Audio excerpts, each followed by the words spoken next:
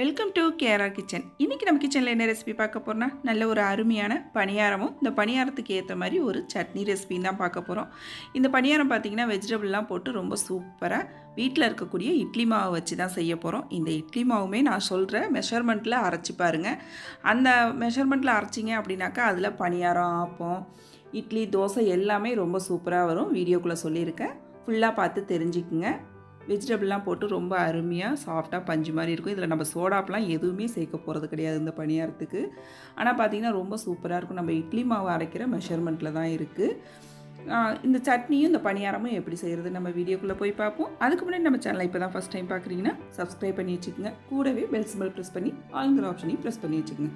இப்போ வாங்க பணியாரம் எப்படி செய்கிறதுன்னு பார்த்துடலாம். இப்போ அடுப்பில் ஒரு கடாய் வச்சுக்கோங்க. அதில் ஒரு 2 டேபிள் ஸ்பூன் அளவுக்கு எண்ணெய் விட்டுக்கும். எண்ணெய் நல்லா காஞ்சதுக்கு அப்புறம் இதில் ஒரு 2 டீஸ்பூன் அளவுக்கு கடலைப்பருப்பு சேர்த்துக்கும். 1 டீஸ்பூன் உளுந்து சேர்த்துக்குங்க. அப்புறம் இது கூடவே 1 டீஸ்பூன் கடுகு சேர்த்துக்கும். இப்போ நல்லா எல்லாம் பொரிஞ்சு செவந்து வரட்டும். கடுகு, உளுந்து, கடலைப்பருப்பு எல்லாம் பொரிஞ்சு செவந்ததுக்கப்புறம் இதில் கொஞ்சமாக பெருங்காயத்தூள் சேர்த்துக்குங்க. பெருங்காயத்தூள் சேர்த்ததுக்கப்புறம் இதில் ஒரு 2 பெரிய வெங்காயம், ஒரே ஒரு பச்சை மிளகாயை சின்ன சின்னதாக வெட்டி வச்சுருக்கேன். குழந்தைங்களுக்கு கொடுக்குற மாதிரி இருந்ததுன்னா பச்சை மிளகாய் சேர்க்க வேண்டியில. நல்லா வெங்காயம் வதங்கிட்டு இருக்கும் போதே இது கூடவே ஒரு 1/2 டீஸ்பூன் அளவுக்கு மஞ்சத்தூள் சேர்த்து நல்லா வதக்கிக்குங்க. வெங்காயம் ஒரு பாதி அளவு வதங்குனுச்சுன்னா போதும், ரொம்ப வதங்க வேண்டியில.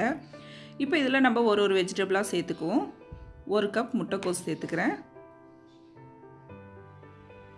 ஒரு 1/2 கப் பீன்ஸ், 1 கப் கேரட் சேர்த்துக்கிறேன். இது கூடவே ஒரு 1/2 கப் குடமிளகாய் சேர்த்துருக்கேன். வீட்டில் இருந்துச்சு அதனால் சேர்த்துக்கிட்டேன். உங்கள்கிட்ட இருந்தால் சேர்த்துங்க, இல்லைன்னா வேண்டியில். நமக்கு என்னென்ன காய்கறி தேவையோ எல்லாமே சேர்த்துக்கலாம். இதில் பீட்ரூட்டு, காலிஃப்ளவர், இது போல் எல்லா காய்கறியும் சேர்த்துக்கலாம்.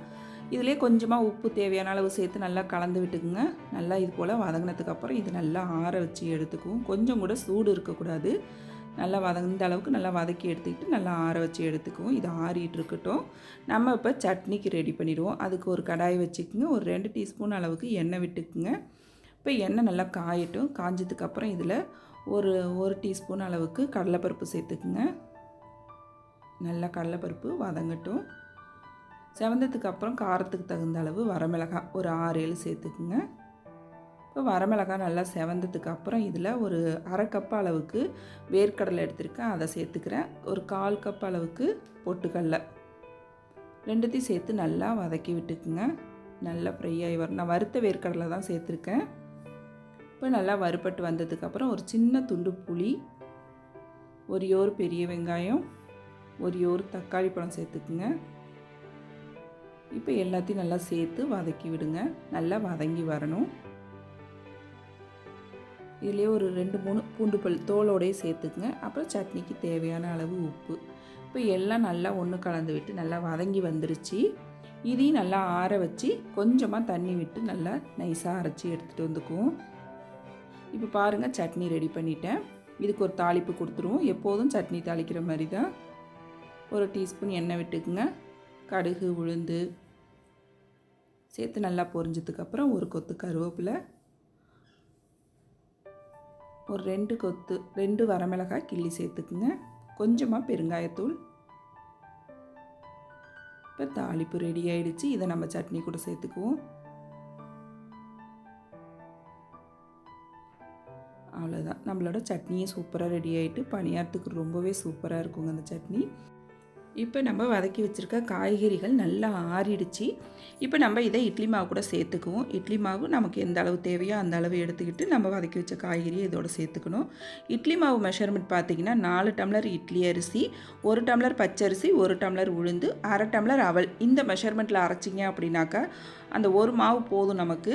இட்லி சூப்பராக வரும், பஞ்சு மாதிரி சாஃப்டாக. தோசையும் நல்லா கிறிஸ்பியாக வரும். பணியாரம், ஆப்பம்லாம் நல்லா சாஃப்டாக சூப்பராக வரும். இந்த மெஷர்மெண்ட்டில் அரைச்சி நீங்கள் இது எல்லாமே செஞ்சு பாருங்கள், ரொம்ப அருமையாக இருக்கும். இப்போ நல்லா எல்லாம் கலந்ததுக்கப்புறம் இதில் கொஞ்சமாக கருவேப்பிலை, கொத்தமல்லி பொடிசாக வெட்டி சேர்த்துக்குவோம். மாவை நல்லா ஒரு தடவை ஒத்தாப்பில் கலந்து விட்டுக்குங்க. இந்த மாவில் நம்ம சோடாப்பு எதுவுமே சேர்க்க வேண்டியில. ரொம்ப சூப்பராக பஞ்சு போல் சாஃப்டாக வரும் பணியாரம். மாவு பாருங்கள், கரைக்கும் போதே எவ்வளோ சூப்பராக இருக்குன்னு. இப்போ பணியாரக்கல் காய வச்சுட்டேன். இதில் ஒரு 1/2 டீஸ்பூன் அளவுக்கு எண்ணெய் சேர்த்துக்குவோம் எல்லா குழியிலையும். நீங்கள் எண்ணெய்க்கு பதிலாக நெய் கூட சேர்த்து செய்யலாம், இன்னுமே டேஸ்ட்டு சூப்பராக இருக்கும்.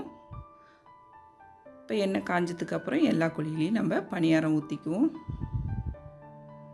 ஃபஸ்ட்டு ஓரங்களில் ஊற்றிட்டு அதுக்கப்புறம் நீங்கள் சென்டராக ஊற்றுங்க. ஏன்னா நமக்கு நடுப்புற பார்த்திங்கன்னா சீக்கிரமாக வெந்து வந்துடும், ஓரங்கள் தான் சீக்கிரம் வெந்து வராது.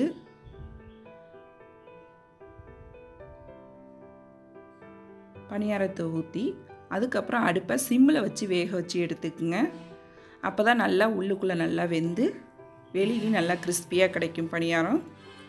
இப்போ அடுப்பில் ஒரு 5 நிமிஷத்துக்கு சிம்லேயே வச்சுருப்போம். இப்போ பார்த்திங்கன்னா ஒரு பக்கம் நல்லா வெந்து நல்லா பணியாரம் பாருங்கள் எந்த அளவுக்கு நல்லா உப்பி வந்திருக்குன்னு. இப்போ எல்லாத்தையும் நம்ம திருப்பி போட்டுக்குவோம்.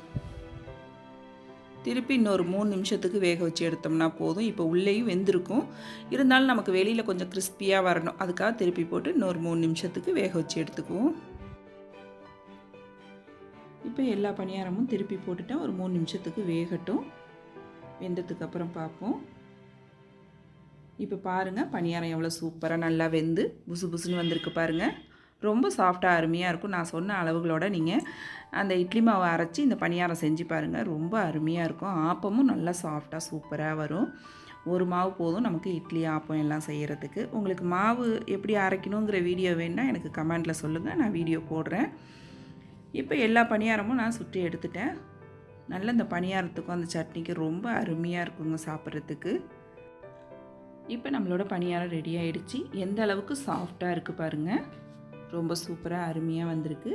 நீங்களும் இந்த பணியாரமும் இந்த சட்னி ரெசிபியும் கண்டிப்பாக ட்ரை பண்ணி பாருங்கள், ரொம்ப சூப்பராக இருக்கும். குழந்தைங்களுக்கு செஞ்சு கொடுங்க. செஞ்சு கொடுத்துட்டு எப்படி இருக்குன்னு எனக்கு கமெண்ட் பண்ணுங்கள். என்னோட இந்த ரெசிபிஸ் பிடிச்சிருந்ததுன்னா லைக் பண்ணுங்கள், ஷேர் பண்ணுங்கள். மறக்காமல் நம்ம கேஆர் கிச்சனை சப்ஸ்கிரைப் பண்ணி வச்சுக்கோங்க. நாளைக்கு வேறொரு ரெசிபியோடு சந்திப்போம். தேங்க்ஸ் ஃபார் வாட்சிங்.